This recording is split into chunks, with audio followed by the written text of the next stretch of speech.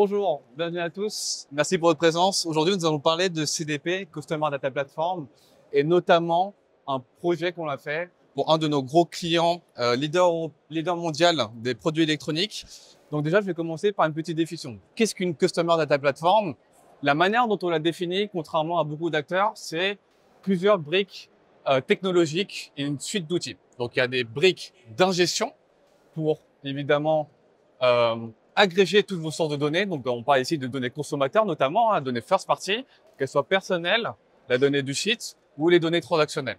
Ensuite, une brique d'unification et d'intelligence. Donc, évidemment, c'est la partie la plus importante. Ce qu'on voit souvent sur nos clients, c'est qu'il y a des gros silos entre les différentes données qui empêchent du coup de créer de la valeur. La création de la valeur se fait au sein de la réconciliation, mais aussi l'application de modèles algorithmiques comme le scoring.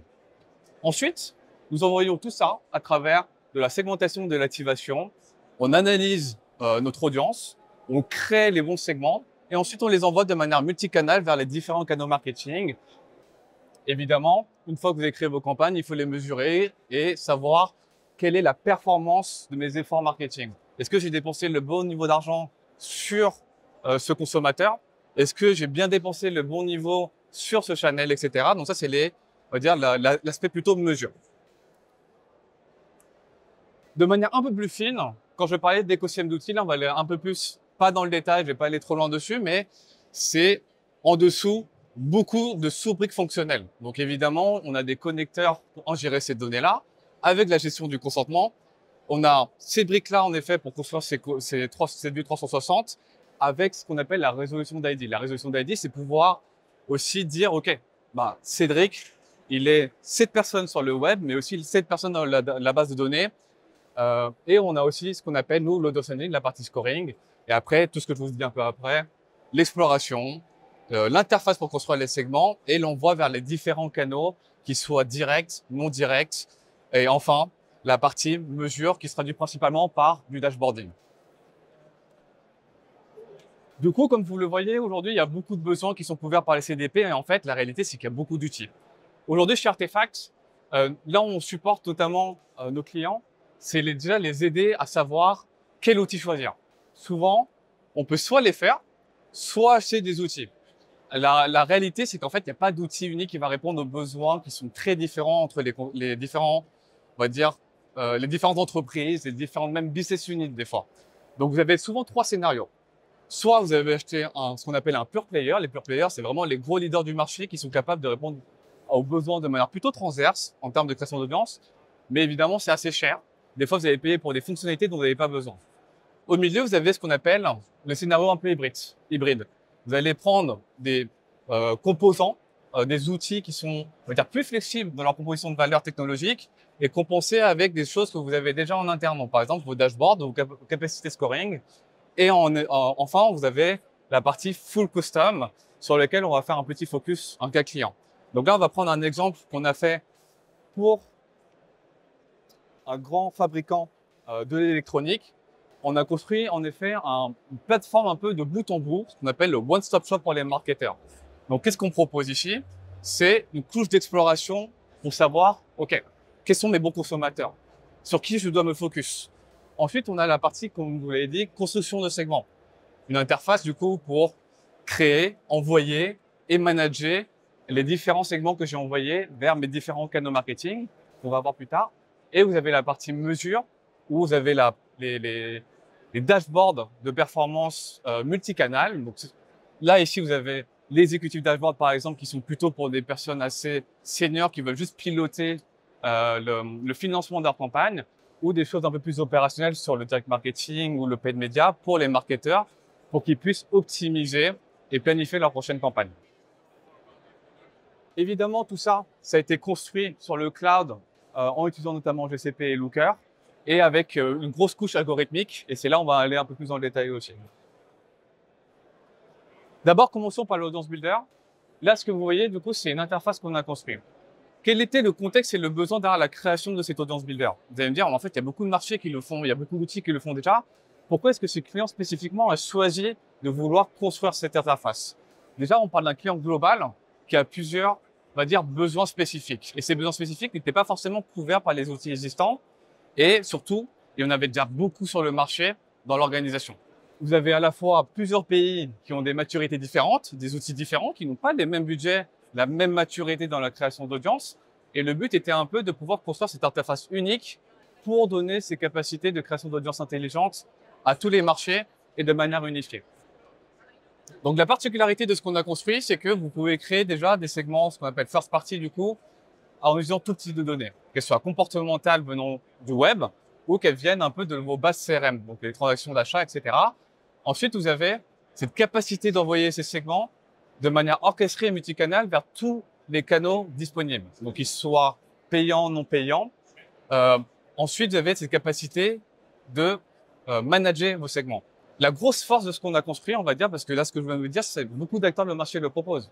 C'est que vous pouvez le faire de manière unique dans une interface avec tout type de données, avec en plus le fait que vous gagnez de l'échelle. Quand je dis je gagne de l'échelle, là, pour donner encore plus de contexte, on avait le bureau global, les bureaux régionaux et les pays qui pouvaient construire leur propre segment. En fait, de manière générale, comment ça marche les campagnes? Ils avaient des grosses campagnes globales avec des segments globaux qui avaient besoin d'être uniformisés. Et du coup, on avait aussi cet aspect création de features, de templates, de segments pour pouvoir accélérer cette création d'audience et qu'elle soit consistante dans le déploiement de grosses campagnes. Ce qu'on a observé de manière générale, c'est que rien qu'avec ce type d'outils à utilisation régionale et globale, ils étaient capables d'économiser de bout en bout 50% du temps de création d'audience. En plus de ça, le fait de pouvoir envoyer ces segments de manière orchestrée, multicanal vers tous les canaux, apportait une efficience média de 30%. Ça, je justifie un peu plus, c'est que aujourd'hui, le gros pain point que l'on voit chez nos clients dans l'activation data marketing, c'est notamment le fait qu'ils n'utilisent pas assez leurs segments, notamment les données, les segments first party PII dans les outils médias. Donc, par exemple, quand je suis dans la base de données CRM, ce que font la plupart des acteurs, historiquement, c'est juste les envois d'emails. Mais en fait, non, ça suffit pas. L'autre particularité que vous allez voir et que vous voyez aussi, c'est que on peut mélanger non seulement des attributs qu'on appelle rule-based, donc tout simplement quelqu'un qui a acheté un téléphone ou pas acheté un téléphone, mais aussi les mélanger avec des attributs prédictifs. Donc, les attributs prédictifs, c'est quelle est la probabilité d'achat du dernier smartphone. Et là, ce que vous voyez à l'écran, c'est un scénario où on va vouloir toucher toutes les personnes qui ont déjà acheté un téléphone dans le passé, et selon leur comportement sur Internet, quelle est la personne qui va, le top 10% des personnes qui va convertir sur le prochain lancement du téléphone. Ça, c'était du coup la première brique Audience Builder avec cette notion de shared service facilité avec un aspect opérationnel et efficience média. Le second aspect, évidemment, là, on rentre un peu plus dans le capot, on va dire, et l'intelligence des segments, c'est ce qu'on appelle l'Audience Engine. Ce qu'on a développé pour eux, du coup, c'est une suite de modèles prédictifs, donc probabilité d'achat par catégorie, aussi de la loyauté et aussi de la product recommendation. Tout ça, ça se fait de manière automatique sur le cloud et les modèles sont entraînés de manière fréquente, toutes les 2 semaines, et c'est très modulable. L'autre aspect qui a été apporté à travers ce projet, c'est de pouvoir expliquer aussi le sous-jacent. Ce qu'on voit et ce qu'on a vu au travers le parcours de beaucoup de clients, c'est que malgré le fait qu'on donne des outils puissants ou des audiences puissantes, ils veulent quand même comprendre la donnée qu'il y a derrière pour pouvoir les utiliser et de pouvoir même comprendre quels sont les différents drivers à la conversion de tel produit, par exemple. Le résultat fait que sur 25 pays, on a réussi à construire 50 modèles pour 13 catégories d'achat et on a aussi réussi à scorer de manière journalière 500 millions de personnes. La force des audiences prédictives et de ces audiences-là, c'est que comparé aux audiences régulières que vous pouvez utiliser qui sont plutôt, comme on dit, rule-based, les audiences prédictives vous permettent de générer plus d'argent tout simplement. Donc là, c'est plus 50% de retour sur l'investissement média si on utilise bien les audiences prédictives versus les audiences régulières. Évidemment, tout ça a été construit sur une architecture qu'on appelle un peu state of the art. Donc, state of the art, c'est pouvoir scorer tout ça de manière intelligente, automatisée, rapide et de manière efficiente.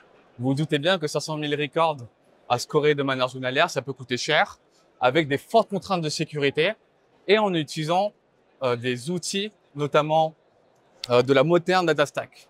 Ça a permis du coup d'accélérer la mise en production de cette infrastructure, de faire en sorte qu'elle est scalable, mais aussi facilement réutilisable pour d'autres régions et facilement modifiable pour d'autres besoins marketing. Et enfin, sur la partie mesure. Donc là, c'est quelque chose de plutôt classique, on va dire, les dashboards de manière générale dans le marketing. Mais ce que proposent rarement les Customer Data Platform, c'est une suite de reporting. Donc là, c'est là où on voulait que tout soit au même endroit. Je suis un marketeur, en effet, j'exporte ma donnée, je crée mes audiences, mais à la fin, au même endroit, je peux aussi regarder la performance de mes campagnes. Donc là, on a essayé de faire en sorte que tout le monde y puisse trouver son compte. Que je sois quelqu'un de très, on va dire, senior et piloter des budgets de plusieurs millions à l'année, j'ai mon dashboard. Je suis quelqu'un plutôt qui veut prévoir sa prochaine campagne et comprendre là où je dois investir un peu plus sur le social versus le display. J'ai mon dashboard aussi. Ou je suis quelqu'un qui veut plutôt, par exemple, un media manager ou qui m'occupe de l'achat média, comprendre de manière un peu plus fine et régulière comment optimiser ma campagne. J'ai aussi mon dashboard. Tout ça, c'est automatisé. Et la puissance aussi des dashboards qu'on a fait et aussi de l'interface Audience Builder, c'est que selon vos droits et selon votre pays, votre seniorité, vous avez droit et vous avez accès que à la donnée, aux fonctionnalités dont vous avez besoin. L'autre particularité de cette suite de dashboards, c'est qu'on avait ce qu'on appelle de la Quality Assessment Dashboard.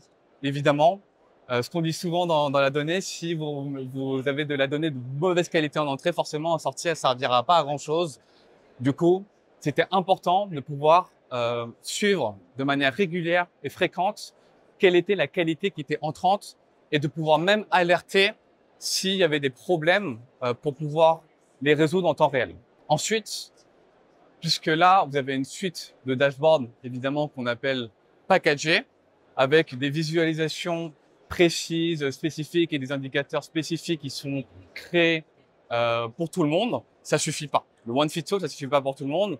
Il faut aussi que tout le monde puisse explorer leurs données et puisse créer leur reporting de manière custom et pouvoir la visualiser, la comprendre pour leurs propres besoins spécifiques. Merci beaucoup pour votre temps, merci pour votre écoute. Je reste à votre disposition si vous avez des questions.